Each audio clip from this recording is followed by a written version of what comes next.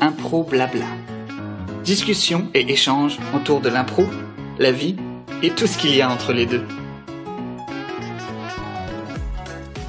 Alors bonjour tout le monde, bonjour et bienvenue pour cette nouvelle édition hors série d'Impro Blabla. Aujourd'hui nous nous promenons en France et plus particulièrement à Bordeaux avec les membres fondateurs de l'organisme Décalé avec un point d'exclamation, en la présence de Charlotte Neymarck. Est-ce que je prononce bien? Neymarck avec un N comme Noël, Noémie. Exactement. Voilà. Ainsi que Baptiste Lafont, a priori je prononce bien aussi. Ouais, très bien prononcé. Super. Bonjour. Qui sont donc les fondateurs de cet organisme qui utilise les outils de l'improvisation à visée professionnelle, donc pour intervenir sur des sujets tels que la prise de parole, de confiance et bien d'autres thèmes. Je résume peut-être un peu vite, mais on aura le temps d'en discuter plus longtemps avec vous. Alors, merci d'être avec nous aujourd'hui. C'est l'après-midi ensoleillé pour vous? Ensoleillé, moyen, on va pas te cacher que c'est un peu l'arnaque du sud-ouest de la France et il pleut depuis 10 jours à peu près. D'accord. Et voilà. Depuis le déconfinement des terrasses et des restaurants. Ouais. Coup dur. Ouais. Sinon, c'est pas drôle. Donc, vous êtes, comme vous l'avez mentionné, dans le sud de la France, sud-ouest, à Bordeaux, en France. Vous avez donc créé la structure Décalé il y a de ça quelques années. J'aimerais discuter un petit peu avec vous de la démarche et l'approche que vous avez eue en créant cette structure-là et également les activités que vous proposez. Je vous suis personnellement depuis quelques années et j'aime beaucoup votre style de communication. Donc, on aura l'occasion d'en reparler aussi. Donc, pour commencer, est-ce que vous pourriez rapidement nous parler de vos parcours respectifs vis-à-vis de l'impro? Baptiste va commencer. Et c'est la galanterie. Alors, mon parcours, du coup, tombait un petit peu dès tout petit dans le milieu du théâtre, avec plusieurs formes de théâtre, l'expression corporelle, la comédie musicale, oui, adolescent, tout ça. Un peu avec une star de la télé de TF1, mais je tairai le nom.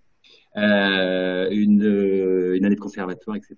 Et puis des divers compagnies de théâtre. Et puis à chaque fois, effectivement, le point commun de toutes ces expériences théâtrales, c'était que pour un petit peu monter les spectacles, on utilisait l'impro, sans le savoir, pour se tester, puis pour ensuite écrire des textes, écrire des scènes, voilà. Et puis ensuite dans une compagnie qui s'appelait à Bordeaux les Nyctalopes, ça veut dire on voit bien dans la nuit. On jouait des spectacles et on avait un lieu qui s'appelait Après la pluie et pour faire vivre ce lieu, c'était moi qui animais les cours d'improvisation, le groupe d'improvisation. Donc on n'était pas sur le mode de la ligue avec des matchs d'impro, on était beaucoup sur de l'improvisation libre, voilà, avec des longs spectacles qui duraient très longtemps, mais qui étaient très sympas. Et puis voilà. Et puis en 2012, retour pour moi à Bordeaux, avec ma vie parallèle pro. Dans la Ligue des Restons Calmes où j'ai rencontré Charlotte, entre autres. Très bien. Alors, quant à moi, un peu pareil, je faisais partie tu sais, de ces enfants à qui on dit ah mais vraiment, il faut qu'elle fasse du théâtre. Donc, comme on me le disait, je le faisais pas, je disais non. Surtout que, petite anecdote honteuse, qui est que je devais avoir 8 ans et on était en vacances avec mes parents au Club Med. Donc, première info honteuse. Et un soir, ils m'ont dit ah ouais, tu devrais trop monter sur scène, etc. Les animateurs ont besoin de quelqu'un. Et donc, j'ai fait un sketch Belikaku à 8 ans devant 600 personnes au Club Med. Un, ça m'a traumatisée. Et deux, il faut savoir que Baptiste et moi, on s'est rendu compte très récemment que nous avions ce point commun d'être l'enfant rigolo qui faisait des sketchs Belikaku au repas de famille. Voilà. Donc, je me suis finalement mise au théâtre un petit peu en pointillé jusqu'à mes années d'études à Sciences Po, à Lyon, où j'ai fait du théâtre dans un groupe semi-pro, puis de l'impro. Donc, grosse découverte de l'impro en termes de discipline. Et c'est quand je suis arrivée à Bordeaux en 2012 que j'ai intégré les Restes au Calme. Que là, c'est devenu une drogue dure. Voilà. Et depuis, on fait partie aussi, Baptiste aussi, d'un collectif qui s'appelle Les Créants et qui travaille l'impro un petit peu en tant que matière, en tant que socle, pour mélanger l'impro joué, l'impro dessiné, l'impro dansé, musicale, etc. Donc là, vous continuez à jouer, vous continuez à interagir donc avec ce collectif-là. Quel a été pour vous le point de départ de votre projet commun? À quel moment vous vous êtes rendu compte que l'outil de l'impro pouvait être utile En fait, ça a été un apéro. Un verre de vin blanc. Ouais, ça a été un apéro parce que tout bon projet commence par un peu d'alcool. Ça commence toujours par Non, en fait, il s'est avéré que c'était une sorte de heureuse coïncidence qui était qu'en fait, au même moment, Baptiste et moi, qui étions potes via les Restos Calmes à l'époque, on s'est retrouvés dans les mêmes questionnements parallèles, c'est-à-dire concernant la place de plus en plus grande que prenait l'impro et le théâtre dans nos vies respectives, et en même temps, énormément de déception quant à nos vies professionnelles respectives, tout en réalisant l'impact qu'avait notre pratique de l'impro sur notre vie pro.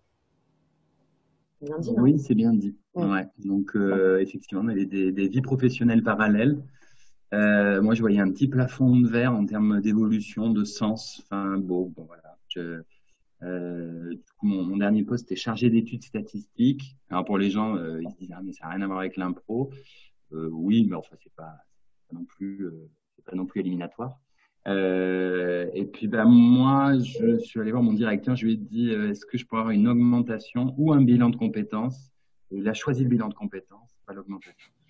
Donc j'ai passé ce bilan de compétences et on m'a dit pendant mon bilan de compétences que ça faisait un effet miroir, c'est-à-dire on m'a dit va vers l'impro, lance la formation, la pédagogie. Ouais, voilà. Parce que quand même, le truc qui nous a régné avec Baptiste, au-delà de l'alcool, c'est le fait de se dire on aime trop ça, l'impro, le théâtre, ce monde, et en même temps, on ne veut pas devenir comédien professionnel avec le statut de l'intermittence, parce qu'on avait aussi ce truc, ce point commun où institutionnaliser, professionnaliser notre passion risquait de nous dégoûter de d'autant plus que quand tu deviens pro et que tu dois faire ton intermittence en France, tu dois faire 507 heures, je crois, la première année. Enfin, tu dois faire un nombre de cachets max et que ça te laisse moyennement le choix, même les années d'après, pour renouveler ton intermittence, surtout en province. Et du coup, en fait, on n'avait pas envie de perdre cette liberté de choix, quitte à réduire la place qu'allait prendre la pratique artistique en tant que telle dans notre vie, mais en se disant, mieux vaut la qualité que la quantité. Voilà. Alors, pour les Québécois qui nous écoutent, l'intermittence, c'est l'équivalent grossièrement de l'UDA, ce qui permet aux artistes justement de faire leurs heures et d'avoir un statut qui les protège. Un peu protégé, oui. Exactement. Donc, vous êtes engagé là-dedans. Donc, ça, c'était en 2012, si je comprends bien. Non, c'était en 2014. 2012, c'est quand on s'est rencontrés au Restos Calmes. Écoute, tu aurais dû lire notre biographie avant, non? Et non, c'est en 2014. C'était 2 ans après, ouais. Vous avez lancé ce projet ensemble. Est-ce que vous vous êtes formé quelque part ou est-ce... Mais au début, c'était beaucoup de discussions, d'échanges, de convergence aussi sur des choses qu'on pensait de mélange, parce que chacun de notre côté, on avait des perceptions, des envies et des motivations un peu différentes, puis aussi pas forcément hyper précises, hein, donc on les a précisées au fil du temps. Donc ouais, c'est au 2014 effectivement qu'on s'est dit on y va, et on a passé 7-8 mois sur tiens, qu'est-ce qu'on prend, quels sont les bénéfices de l'impro qu'on peut transposer en pédagogie pour en fait fluidifier, améliorer les collectifs. Puisqu'après, on avait nous ce côté un peu instinctif de dire en fait on réincorpore beaucoup de ce qu'on a appris en impro et dans le théâtre en général dans notre vie professionnelle, ce qui crée parfois des super situations d'engagement, d'équipe, etc. Et on s'est dit mais on va essayer d'identifier. Donc d'abord, le premier point là sur les 7-8 mois, ça a été de regarder au peigne fin et de se dire alors l'impro, où est-ce que ça peut être utile? Voilà. Alors ici en France, on parle de compétences de savoir-être, soft skills. Soft skills, c'est ça? Attends, Soft j'ai eu un skills. super accent là. Et donc voilà, on a essayé de regarder tout ça. Alors, il faut savoir que chez nous, les compétences de savoir-être sont pas très bien définies. Il y a pas un opérateur qui les résume bien, etc. Comme ça existe par exemple pour les savoir-faire. Les savoir-faire sont très bien détaillés au niveau de l'INSEE, l'organisme de statistique, enfin, bref, ou d'autres. Et voilà, ça a été le premier travail, ça a été ce travail d'ingénierie pédagogique, de construction de ce qu'on avait envie de mettre dedans, de ce qu'on avait envie de transposer. Et puis pour nous, la formation, c'est on est à un point A et comment on fait pour aller à un point B. Voilà, ça a été toute cette construction, ces discussions-là. Et après, pour répondre à ce que tu demandais là, pour la formation, il faut savoir que donc en fait décaler, enfin, c'est un peu évident, mais comme ça va structurer mon propos. C'est de la formation, enfin en partie de la formation où on utilise les techniques d'improvisation théâtrale. Donc effectivement, comme l'a dit Baptiste, cette dimension de formation, elle a été construite hyper empiriquement, c'est-à-dire qu'on est vraiment parti de nous. Tout en ayant entre guillemets la chance que comme c'est quelque chose qui existait peu à l'époque, il y a peu de gens qui allaient nous dire oui, mais attendez, c'est pas ça. Donc si tu veux, nous, on pouvait justifier du fait que les savoir-être, bon, il n'y a pas non plus d'absolu, hein, on n'est pas dans la science exacte. Et en plus, l'improvisation théâtrale, c'est quand même de la matière que les gens ne connaissent pas en entreprise. Après, il y a quand même la deuxième dimension de ce projet, qui est une dimension entrepreneuriale, pour le coup, que nous, on n'avait pas. Donc, en fait, moi, j'ai été accompagnée, on a fait des petits allers-retours sur ce que j'apprenais avec Baptiste via une agence publique de la région. Voilà. Donc, l'a dit. Voilà, c'était pas un truc hyper suivi, mais en tout cas, ça m'a donné quelques bases que je pouvais mettre dans le projet. Voilà, ça a eu au moins le mérite de nous mettre en contact avec certaines personnes ressources.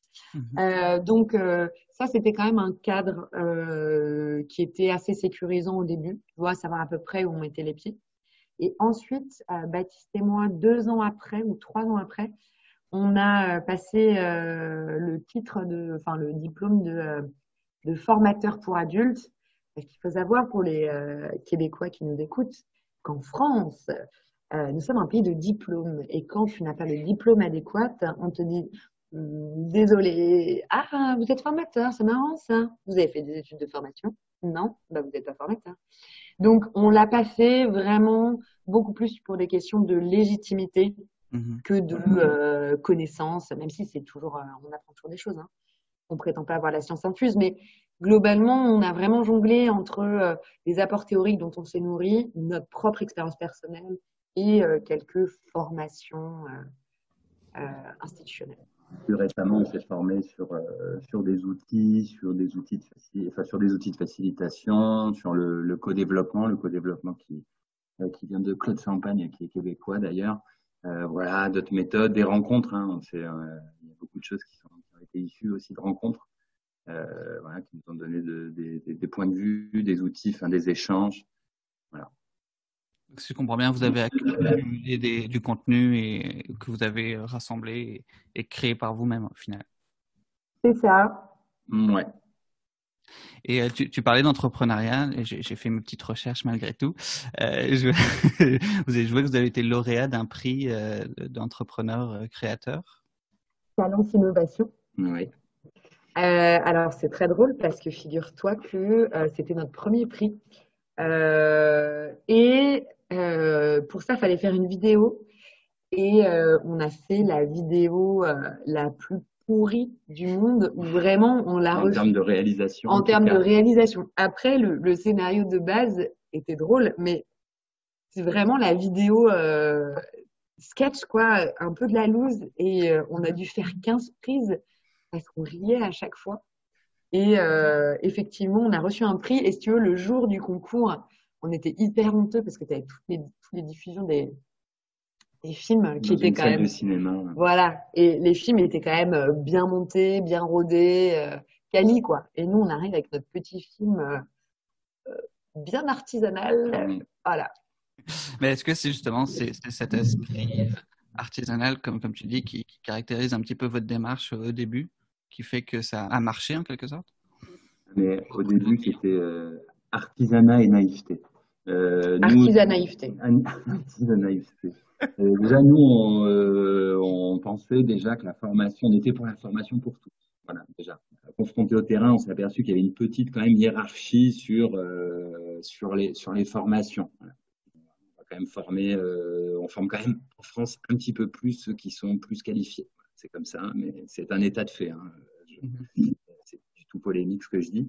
Mais voilà, on est arrivé avec cette naïveté, ce qui fait que nous, la première année, on est allé partout. On est allé partout. On s'est perdu. Hein. Il y a des endroits où on s'est un peu perdu. On faisait voilà, plein de rendez-vous, des soirées. On répondait justement au prix, mais pour nous, c'était pour se faire connaître, tester, communiquer. Voilà.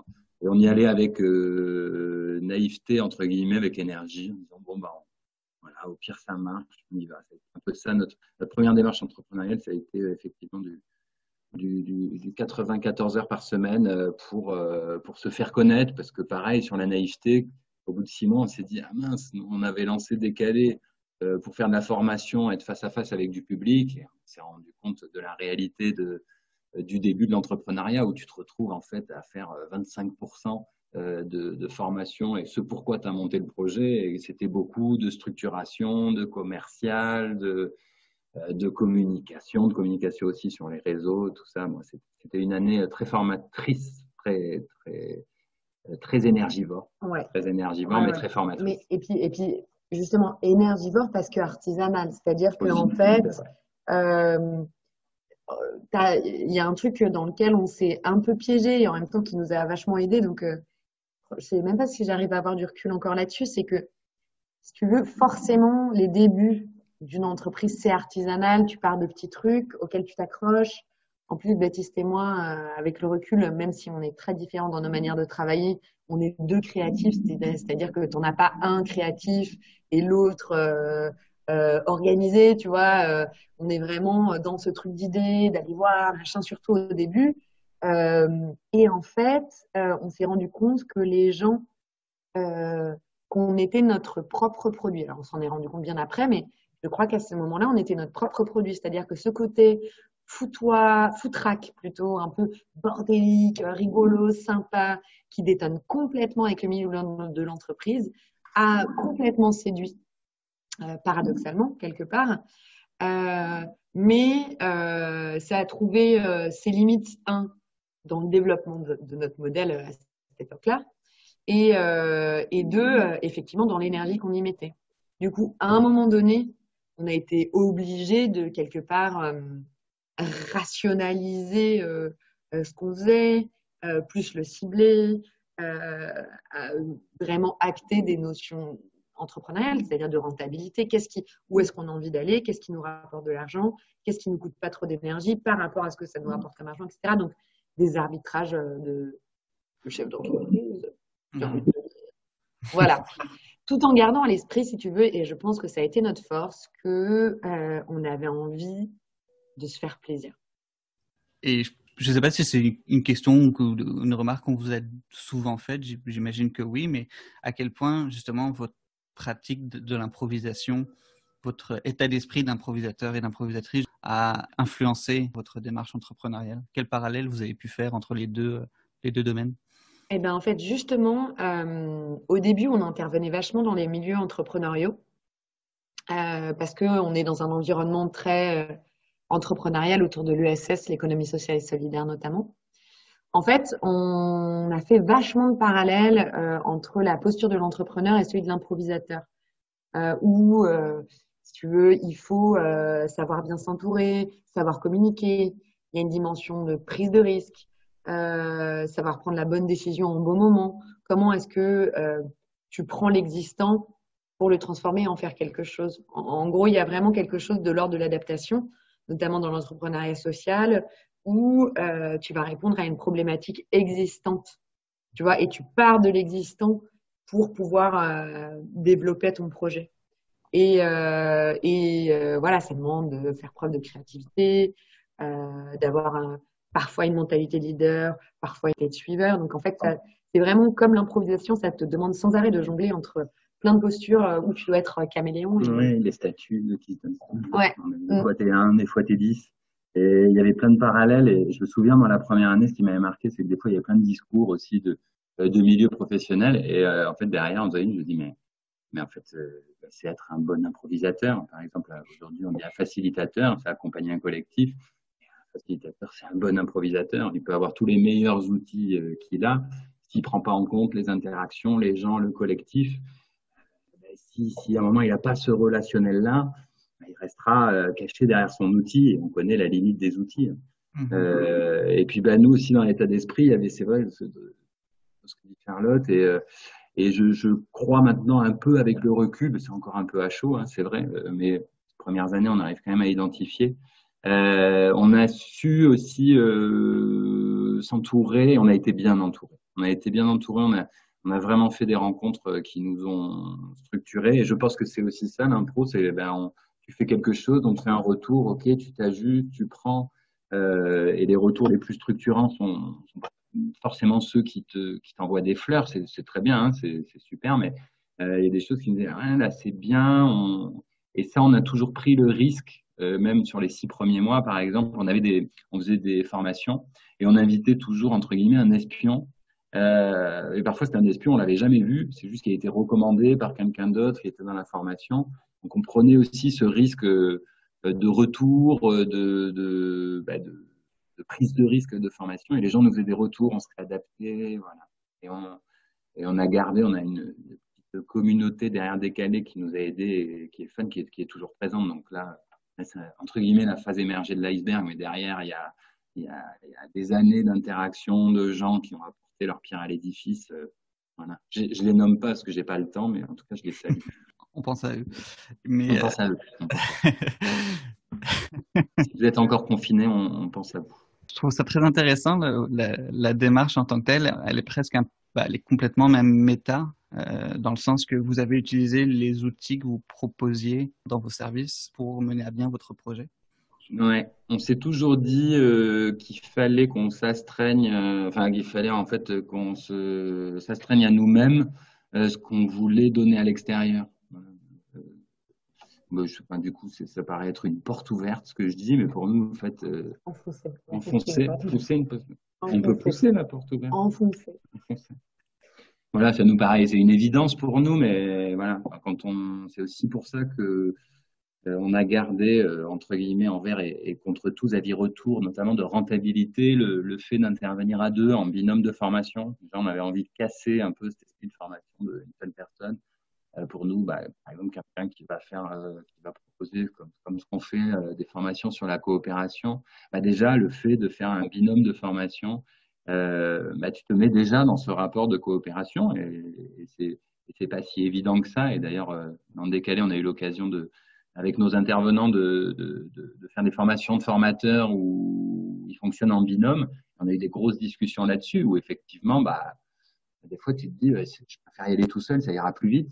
Mais bon, voilà, on trouve qu'un binôme, c'est plus puissant, puis notamment un binôme de parité homme-femme pour différences de sensibilité, de tout. Ça nous a beaucoup apporté le fait d'être en binôme sur des formations. Bien sûr. Par rapport à quand vous avez commencé à maintenant, le genre d'intervention que vous donnez, à quel point ça a évolué? Est-ce que c'est le même type d'intervention que vous faites? On s'est adapté. Alors, il y a plusieurs choses. Il y a déjà le fait qu'effectivement, surtout au début, tu changes sans arrêt. Enfin, tu évolues dans tes contenus, notamment, tu vois, à l'intérieur de ta formation, tu te dis, ah, mais ouais, mais en fait, cet exercice-là, il marche, cet exercice-là, il marche pas. Donc, si tu veux, tu calibres, en fait, tout le temps, tu recalibres. Voilà. Et on a fait vachement de découvertes aussi, de nouvelles choses, de thématiques qu'on voulait aborder. Et en fait, au fur et à mesure aussi, on a trouvé plus ou moins d'affinité avec des pratiques. Tu vois. Alors, il faut savoir que nous, on bosse avec une douzaine d'intervenants, de copains, qui sont nos intervenants. Mais si on parle de Baptiste et moi, je te donne un exemple un peu tout bête. Tu vois, ça fait à peu près 2-3 ans qu'on s'est mis sur la facilitation. Moi, je commence à réaliser qu'en fait, j'aime pas ça. Alors que Baptiste adore. Moi, j'aime beaucoup jouer. Donc, j'aime beaucoup un peu l'adrénaline des restitutions improvisées qu'on peut faire à la fin d'événements ou tout ce qui a trait au jeu, notamment sur des thématiques sociétales. Et ça, c'est par exemple une nouvelle chose qu'on a fait, c'est-à-dire que on a fait appel à nous pour des questions délicates, touchy, qui doivent être traitées en entreprise, notamment la discrimination, le sexisme. Donc, tu vois, ça, c'est des choses qui sont apparues récemment. Force est de constater, oui, je dis force est de constater, que avec l'outil impro, entre guillemets, il y a quand même un champ d'intervention qui n'est pas non plus extrêmement large. Et surtout que nous, on met un point d'honneur avec Baptiste à pas dépasser ce champ-là. C'est-à-dire qu'on n'est pas thérapeute, tu vois, par exemple, parce qu'il y a beaucoup de gens qui font des parallèles avec le développement personnel et oula, non, alors, pas du tout, on n'est pas là-dedans du tout. On n'est pas thérapeute, on ne peut pas gérer un conflit. En fait, l'impro, ça ne gère pas du conflit. Ouais, c'est trop tard. C'est trop tard. Voilà. Il fallait improviser avant. Et bim, on fait pas, on fait de la facilitation, mais si tu veux, tout ce qui est ultra spécifique, qui touche à une méthodologie précise, on peut pas y répondre. Donc nous, on fait de la facilitation avec des outils qu'on maîtrise, et beaucoup d'impro, mais voilà. Donc en fait, nous, on veut pas non plus sortir de notre champ parce que on n'est pas des imposteurs. Et le jour où, à chaque fois qu'on veut se former à quelque chose, on le vend et on le produit. Dernière chose, pardon, c'est aussi de se dire que Baptiste et moi, on refuse de s'ennuyer, ce qui demande de se renouveler beaucoup, parce qu'on a besoin de créer, et ce qui n'est pas toujours synonyme de repos ou de rentabilité économique. Voilà. Et un jour, quelqu'un nous a fait une réflexion très pertinente. Une métaphore musicale. Une métaphore musicale en nous disant arrêtez de faire vos Lady Gaga et de vous réinventer tout le temps parce que elle est en burn-out. Alors que regardez, Beyoncé, elle fait toujours la même chose et elle arrête pas ses tournées, ça marche à balle. Donc, j'ai envie de dire, who won the world, c'est qu'elle est. Et ce qui a changé aussi en 5 ans, c'est la confiance qu'on a accumulée et la confiance qu'on nous a donnée. Donc forcément, ça te laisse un espace, un champ de création. Il y a des clients qui nous ont fait confiance aveuglément. Ils savaient absolument pas ce qu'on allait faire avec des fois 200, 300 personnes. Et voilà, on arrivait nous pour décaler le moment. Et ça, tu l'as pas au début. Tu l'as pas au début, quand même. Au début, tu te fais pipi dessus. Au début, déjà, tu te fais pipi dessus, puis le client, il se fait un peu pipi dessus aussi. Et puis, après, avec le bouche à oreille, ça a été beaucoup ça, notamment pour tout ce qui est restitution improvisée. Voilà, quand ça dépasse l'entendement, ils en parlent, ils en discutent. Donc, toi, tu arrives, tu fais, bon, nous faites confiance. Ouais, bon, ok, ça marche. Et puis là, sur ce point de confiance, il y a aussi un truc à dire, c'est qu'on a commencé il y a 5 ans. Il y a 5 ans, j'avais 28 ans. Baptiste, 23. C'est 23. Ouais, 23. Du coup, on arrivait avec nos têtes de gamin, quoi. Enfin, nos têtes de, tu vois, là, on est ridés, on est marqué par la vie, mais on a pas mal bourlingué. Mais il y a 5 ans, vraiment, enfin, tu vois, et en France, on est un pays quand même de vieux où on fait confiance aux vieux, quoi.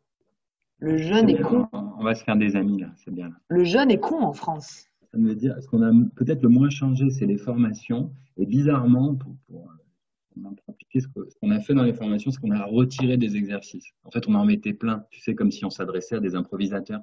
On était là, on enchaînait. En fait, on voyait nos stagiaires, ils étaient contents. Hein. Alors, ils étaient rincés. En fait, c'est dit, mais attends, on va un peu mieux travailler cet enchaînement d'exercices. On va en mettre moins. On a un petit peu travaillé ça aussi. On l'avait un petit peu appris plus avec influence plus anglo-saxonne sur la culture du retour.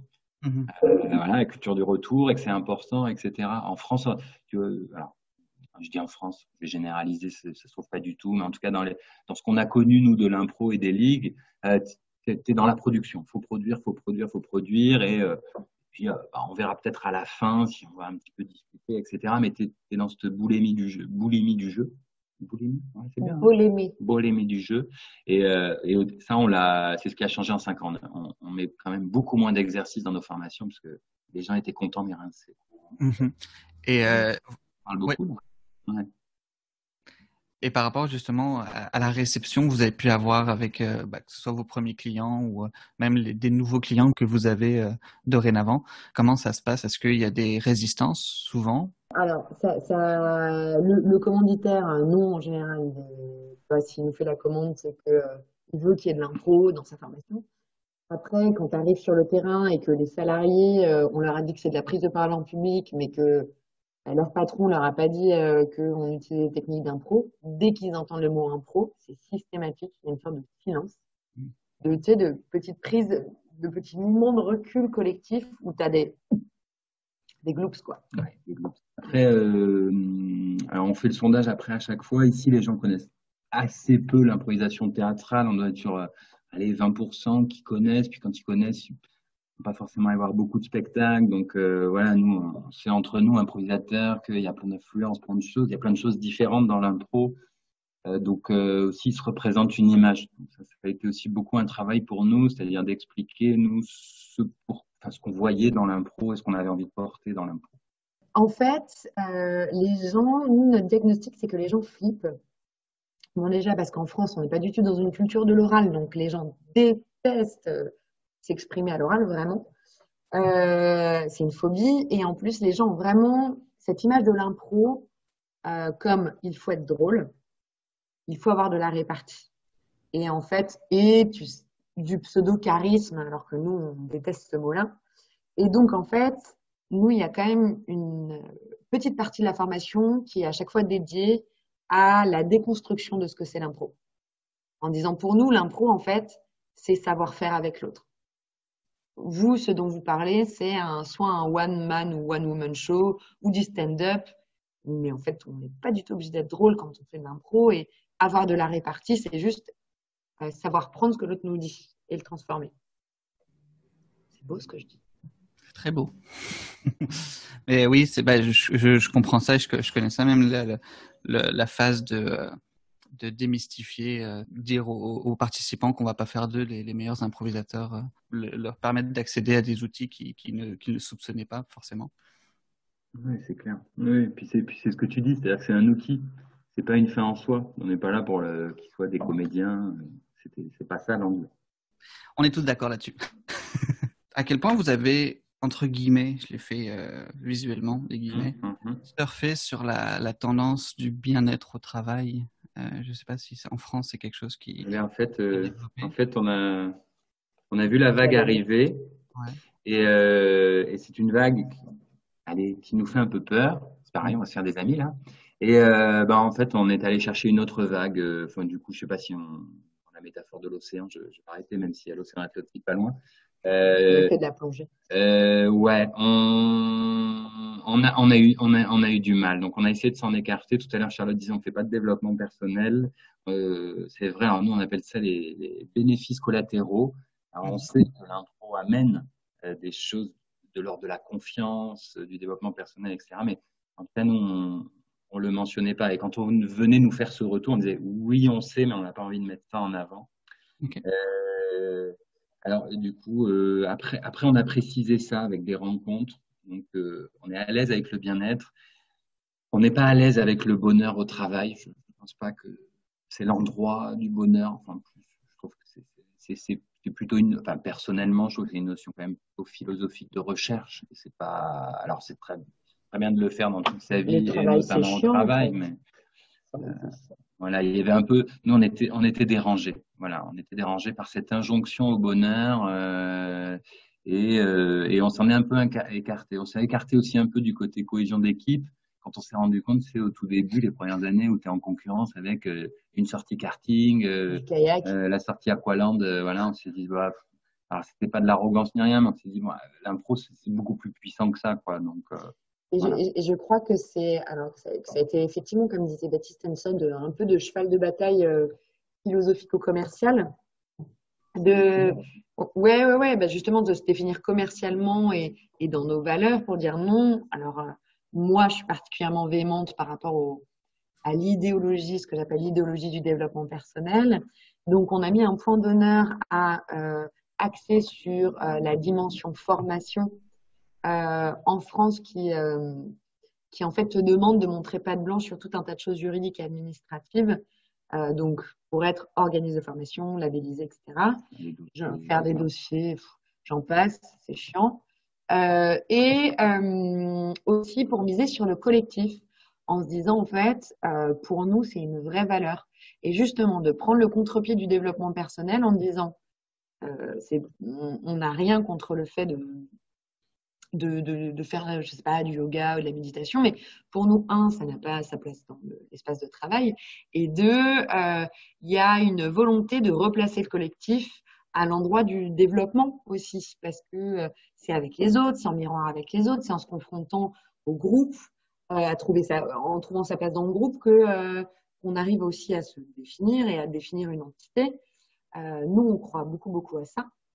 Et la dernière chose que je voulais dire aussi, c'est que en termes de valeurs qui sont quasi politiques, hein, sans les afficher ostensiblement, parce que c'est pas le but d'une entreprise, mais c'est que nous, on est persuadés que le système du travail en France est complètement malade, ou en tout cas rend les gens malades. Donc nous, l'idée, c'est pas du tout de mettre de la résine sur les problèmes, comme pourrait le faire, tu vois, comme il y a ce boom de la gestion du stress, du yoga au travail, etc. C'est juste de se placer sur un autre créneau, de se dire, en fait, on peut travailler autrement, on peut faire ensemble autrement, et le faire, apprendre quelque chose dans le fun. Voilà. Il y a aussi derrière une ambition de rendre la pédagogie accessible, drôle, en fait, et dans le faire. Et de mettre un peu, c'est pas mettre de la résine sur la dureté du travail, c'est de dire, et si on se décoinçait un petit peu du cul, les gens? Parce que, bah non, mais c'est vrai, c'est qu'à un moment donné, le monde du travail, c'est violent, il y a des normes dégueulasses, les gens se prennent beaucoup trop au sérieux. Arrêtez de vous prendre au sérieux et faites les pouces un peu quand on vous le dit. Donc, c'est une façon la colère. T'as vu la colère? Ouais, très en colère. Ouais. Donc, c'est une façon de travailler différemment que vous proposez au final dans votre offre. Ouais, c'est Oui, ça. Ouais, mais de manière plus détendue, et puis aussi en gardant, c'est l'endroit du travail, donc en gardant les responsabilités. Par exemple, expliquer à un manager faire différemment et faire avec son équipe dans une organisation pyramidale, ça enlève pas la responsabilité. C'est pas parce que tu vas consulter tes équipes, tu vas faire des échanges un peu différemment pour prendre le pouls du terrain que ça t'enlève une forme de pouvoir, et voilà. Juste, je suis désolée, je complète là, je repense à ta question sur le bien-être. Ça n'empêche pas que tu as quand même pas mal de clients qui nous appellent un petit peu dans cette perspective-là. Du coup, parfois, on s'est senti un petit peu instrumentalisé, ce qui ne nous empêche pas, au sein de nos formations, de vraiment déballer toute notre philosophie, quoi. Maintenant qu'on est entre nous, on va pas du tout parler de bien-être, et de vraiment livrer, nous, toutes nos valeurs à travers l'outil impro. C'est-à-dire qu'on travaille beaucoup aussi sur les problématiques de mal-être au travail, où on essaye de répondre à ces problématiques, ça, clairement. L'épuisement professionnel, le burn-out, voilà, le burn-out qui touche quand même principalement, pour le coup, le public féminin, parce que c'est lié, c'est structurel, tout ça. Enfin, voilà. On travaille beaucoup sur ces résolutions de mal-être au travail, mais sans prôner forcément le bonheur au travail. On a un angle un peu différent là-dessus. Donc, ce que je comprends bien, c'est que vous êtes bien conscient du terrain de jeu auquel vous pouvez intervenir. Mais est-ce que quand ça touche un peu plus loin, quand vous vous rendez compte justement que ça dépasse vos cadres de compétences, si je peux dire, est-ce que vous référencez à d'autres? Est-ce que vous êtes entouré de partenaires? Ouais, bien sûr. On fait passer, quand on en voit poindre, là on est sur des questions un peu de psychologie au travail, ben on fait passer un peu le plat ou gestion de conflit ou des choses où on se sent pas à l'aise. Ouais, bien sûr, bien sûr. Ouais, et puis il y a aussi des fois des mauvais diagnostics. Tu vois, je pense notamment une fois, on est venu nous voir pour une problème, en nous disant, voilà, on a un problème, on aurait besoin de facilitation parce que il y a telle personne, le manager, la manageuse qui est comme ça, et elle me décrit les comportements d'une personne complètement tyrannique, voire perverse. Et si tu veux, euh, du coup, tu as l'impression d'être un peu Dr. Queen, femme médecin, où tu prends toutes les problématiques du travail et tu peux les résoudre.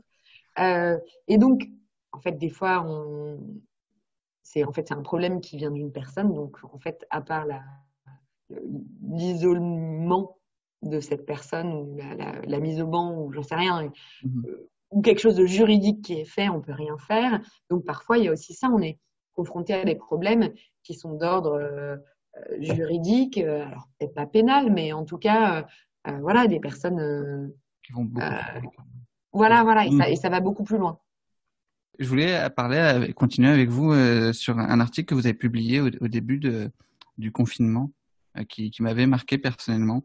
C'était l'article qui s'appelait La plus grande impro de tous les temps, que vous avez publié sur votre site. J'ai trouvé pertinent sur beaucoup d'aspects, toutes les notions que vous abordez justement sur la situation actuelle et sur la pratique de l'impro en tant que telle. Est-ce que ça reflète pleinement votre philosophie d'improvisateur et d'improvisatrice? Ben, je crois que oui, en fait. Alors, tu vois, je l'ai plus en tête. Enfin, je l'ai plus en tête. On l'a écrit. Exactement, oui. Ouais. J'ai plus en tête exactement le contenu. Surtout que c'était vraiment, tu sais, les débuts du confinement, donc où il y avait un truc très viscéral, quoi, où des tripes. Mais on en avait vachement parlé de toute cette de tout ce fonctionnement en fait. Tu vois, en coopération, de ces besoins de faire ensemble, de communiquer, de se dire en fait, on prend, on donne, on prend, on donne, on prend, on donne, on est dans l'échange, etc. Et de en fait, comment on fait avec ce sans filet, quoi. Là, on est sans filet, le monde est sans filet. Et en fait, nous, on se disait, mais on a l'habitude. Enfin, tu vois, non mais on a l'habitude. Ça veut pas dire qu'on l'a bien vécu, hein. Ouais, non. Ça veut juste dire que, en fait, dans le gros paradigme de cette situation qui est, on vit une situation inédite où on peut juste vivre au présent parce qu'on ne sait pas ce qui va se passer demain, on ne sait pas comment ça va évoluer. Et du coup, je crois qu'il y avait vraiment un truc mais en fait, allez, on saisit et on vit et puis on verra et comment ça va se dérouler. Encore une fois, ça c'est de la théorie, hein, parce que on n'était pas forcément hyper à l'aise dans cette situation. Hein, comme ça. Oui, c'est aussi issu de discussions, d'échanges. Du coup, tu dis l'état d'esprit d'improvisateur et dans notre équipe, on a Vincent qui participe aussi à ces discussions et on a eu avant d'arriver à aboutir à ces articles de blog, on a beaucoup échangé. Je pense que ça catalysait en fait aussi, ça nous faisait du bien d'essayer d'analyser cette situation et il y avait ce côté universel en fait. C'est ça qui était fou en fait. Vraiment, on s'est retrouvé la moitié de la population mondiale comme ça. Et ça a été un peu universel. Qui du coup, moi, là, actuellement, en déconfinement, me chagrine un peu, c'est que on fait comme si un peu rien ne s'était passé. Enfin, chez nous, c'est reconsommé comme d'habitude. Et on nous parle que des chiffres de l'économie, mais à un moment, personne nous parle de tous les bons chiffres de notre planète Terre, qui finalement, elle était plutôt contente que les humains soient confinés pendant 60 jours. Donc, toujours avoir ce verre à moitié vide. Verre à moitié Covid. Et il y a aussi un truc, tu sais, qui était, tu vois, la planification, là, tout le fait de tout prévoir, anticiper. Et chers auditeurs, vous ne voyez pas, mais je fais un doigt d'honneur.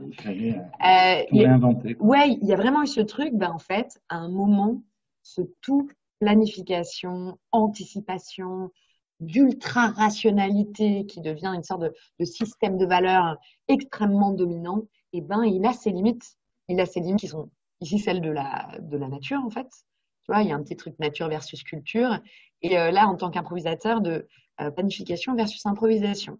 Vous parlez dans cet article-là de la notion de construire sans savoir où est-ce que ça va se rendre, la responsabilité individuelle et collective également, la notion de la co-construction. Et au final, c'est vrai, c'est tout ce qu'on ressent en tant qu'improvisateur quand on monte sur scène.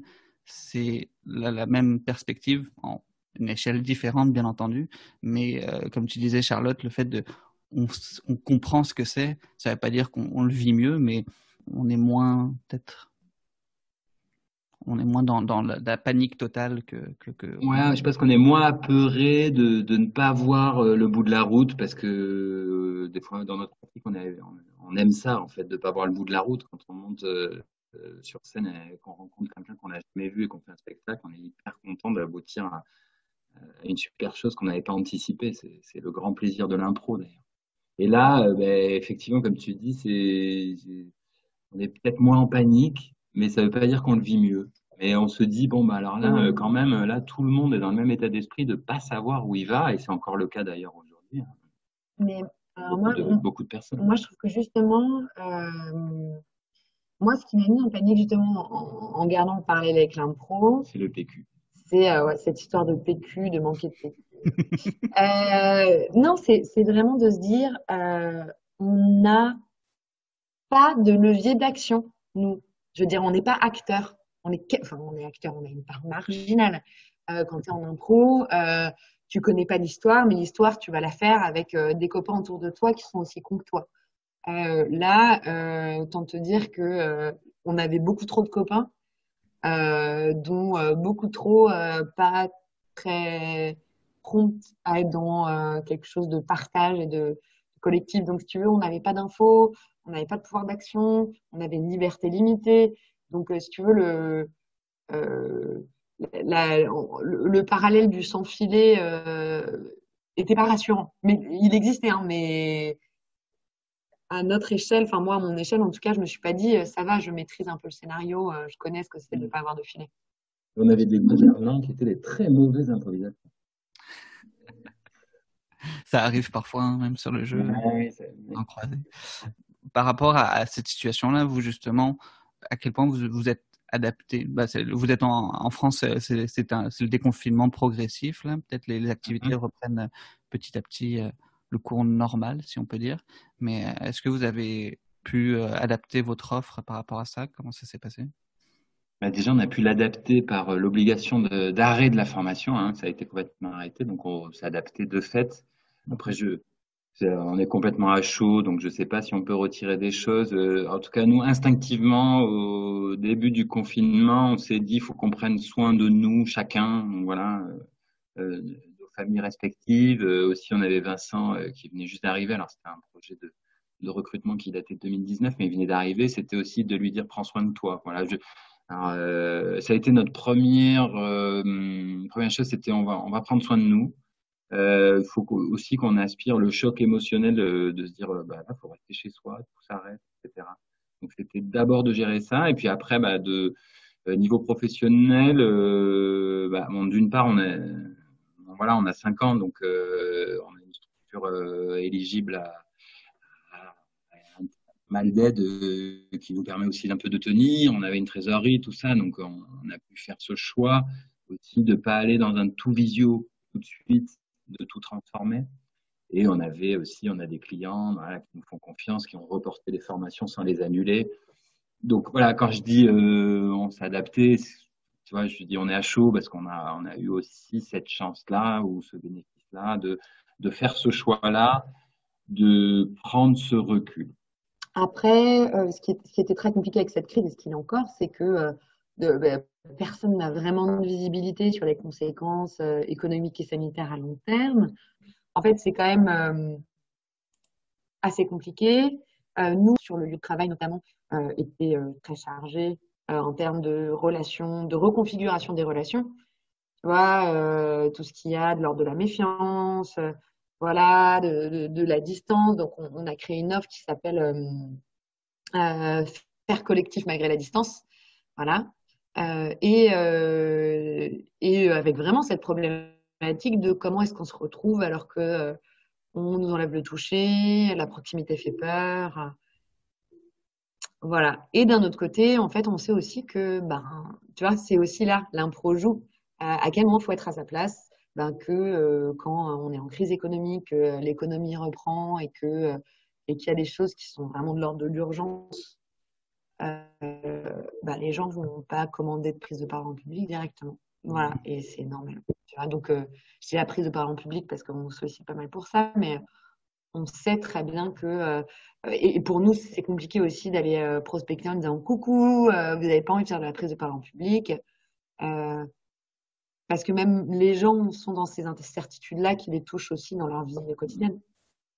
Après, on s'est renseigné aussi avec les amis qui travaillent dans cette administration qui est plutôt en première ligne, ou même d'autres. Et on prenait le pouls un peu de ça. On a déjà essayé un peu de les rassurer. Les rassurer, les écouter. Parce que du coup, ils travaillaient, mais le week-end, ils étaient confinés. Et aussi de se rendre compte, mais bon, là, prendre des informations et à se dire qu'il y avait certains collectifs ou certaines organisations mais qui étaient mal préparés à ça parce que une situation de crise, elle exacerbe. Et elle peut exacerber les bonnes choses, les bonnes interactions, et puis elle exacerbe aussi les tensions, les mauvaises organisations, les mauvais managers aussi. Hein. On a eu tout type de choses. Alors on a tous vécu entre guillemets le même événement, mais on l'a vécu d'une manière complètement différente suivant la structure de là où on en était, de comment on était entouré. Est-ce qu'on avait dans notre organisation quelqu'un de plutôt empathique ou alors plutôt au contraire qui voulait se protéger. Enfin, on voit que les situations individuellement étaient très différentes avec des situations pour ceux qui avaient des situations difficiles. Voilà, ça a révélé ça. J'avais une dernière question pour vous.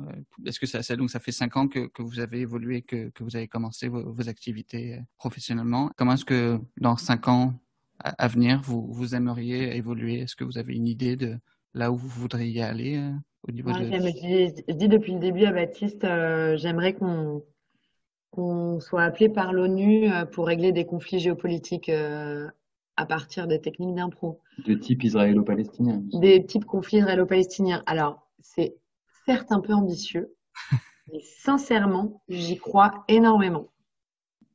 Puis moi, j'allais te répondre qu'on ne pouvait pas répondre à cette question puisqu'on s'est calé un séminaire la semaine prochaine qui s'appelle Décalé 2025, qui du coup répondra à ces questions. Non, je blague. On a essayé un petit peu de se projeter. Déjà, dans 5 ans, que Décalé existe encore, ce sera quand même déjà super. Et puis, nous, de plus en plus, comme disait Charlotte un peu au début, cet aspect un peu qualitatif, hein, il y a des questions qui nous intéressent, qu'on a envie de creuser. Donc, où est-ce qu'on sera dans 5 ans c'est une bonne question auquel nous allons... Vous répondrez dans 5 ans. Ouais, on répondra dans 5 ans. Moi, j'aurai 28 ans déjà. J'aurai encore la jeunesse devant moi. Parfait. Merci beaucoup pour cette belle discussion. Plein de choses enrichissantes et passionnantes à découvrir et redécouvrir éventuellement. Je vous souhaite de continuer avec plaisir tout ce que vous faites et de continuer à former plein de monde grâce à ce bel outil qu'est l'improvisation. Puis j'espère qu'on aura l'occasion de se croiser en vrai un jour pour poursuivre la discussion. Merci à toi, merci pour ta confiance et puis à très bientôt en vrai. On a quelque chose de prévu au Québec, donc ça nous fera plaisir de venir te voir en vrai. Du coup, on pourra dormir chez toi, tout ça, tu nous héberges. C'est déjà tout prêt. Parfait. Mais on aura plus d'1 heure comme ça. Avec grand plaisir. Merci. Merci pour ta confiance beaucoup et puis on vous donne des nouvelles. Improblabla est un podcast proposé par les membres de la Rocambolesque.